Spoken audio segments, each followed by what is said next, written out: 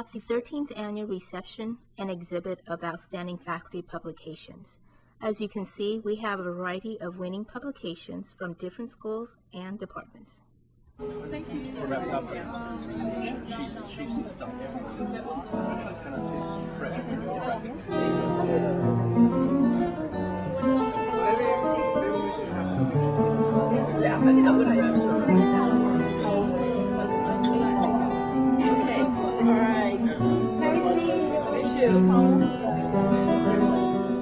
These are the people we're honoring here tonight, so if we just give them a round of applause.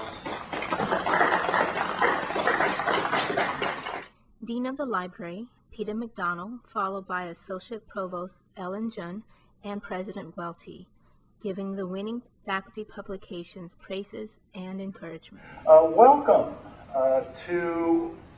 to my mind, one of the most wonderful of the evenings at Fresno State, where we honor the scholarship of our faculty. And it's truly the faculty who create the rich fabric of the academy here at Fresno State and at every campus. And for the library to be able to honor you truly is an honor for us. On behalf of Bill Covino, our provost, he wanted to convey his thanks and his kudos to all of the faculty and administrators who have engaged in significant scholarship over this past year, being recognized at this event tonight. And I think I would like to start off by saying that you have friends and colleagues at institutions all across the campus, both private and public, across the United States and internationally. And I think I would have to say, in all honesty, I think that we are the hardest working faculty on the planet, because if you think about what the CSU does as far as what our mission is and what we expect of our faculty, it is a tremendous work obligation because of the fact that we combine sort of the best of both teaching and research aspirations among our faculty. So we endure very heavy teaching loads and modest sums of money for supporting research, scholarly, and creative activity, and yet all of you have managed to find time to continue to eke out a research agenda and to keep yourselves on the cutting edge in your own disciplines and keep your teaching fresh. And I can tell you that Bill is a person who very much values and holds as a central commitment to him is the value of research and scholarly intellectual activity, because he sees it as so critical in how you inform your teaching with your students, and then to also engage your students in your own research endeavors so that students themselves acquire these skills and the habit of learning. So from that standpoint, my hat is always off to our faculty because they're doing both of these things with very little time and resources. Tonight is one of those nights in which we can be very proud of the university community of what you've accomplished.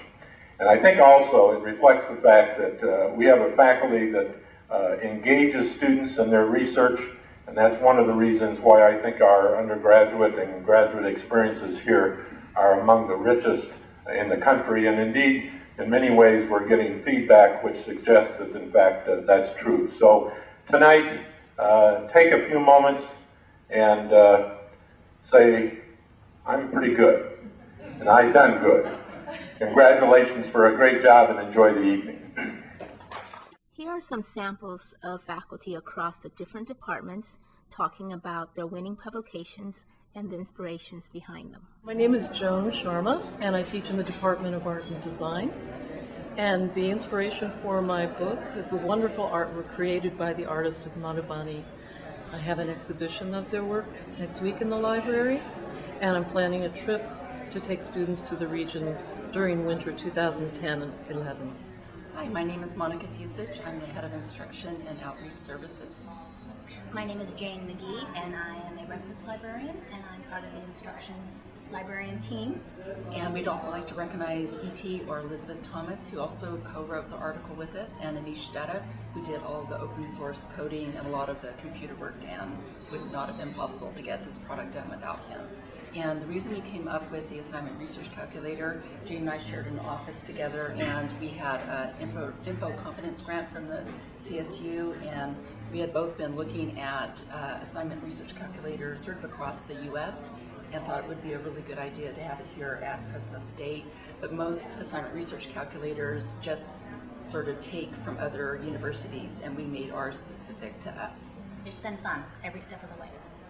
My name is Jeff Cummins, and I'm in the political science department. And I published an article on how crime impacts gubernatorial elections.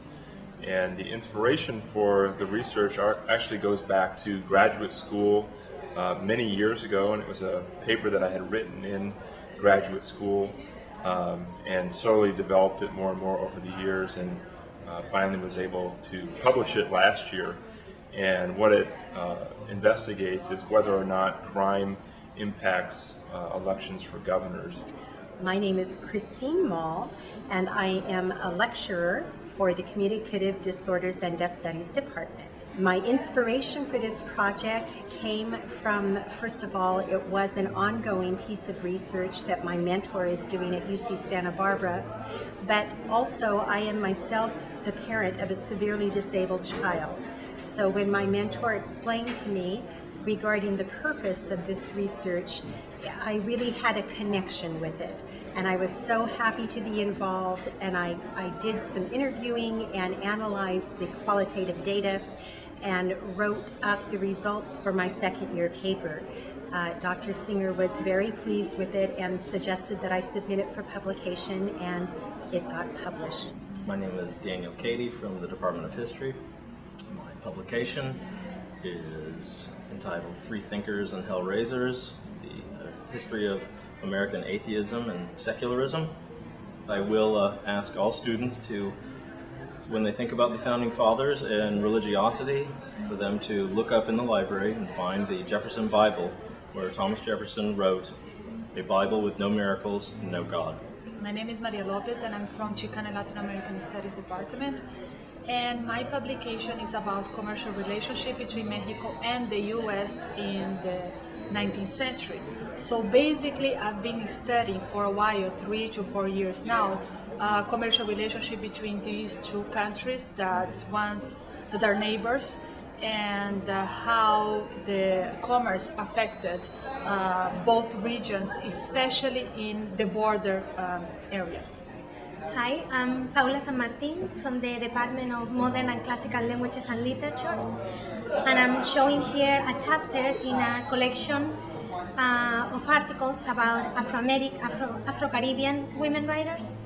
And I'm very excited to have written that chapter because most of the books on Afro-Caribbean writers are about Black writers from the English or the French Caribbean, and my chapter is the only one in the collection about the Spanish Caribbean. So I had to do all the translations.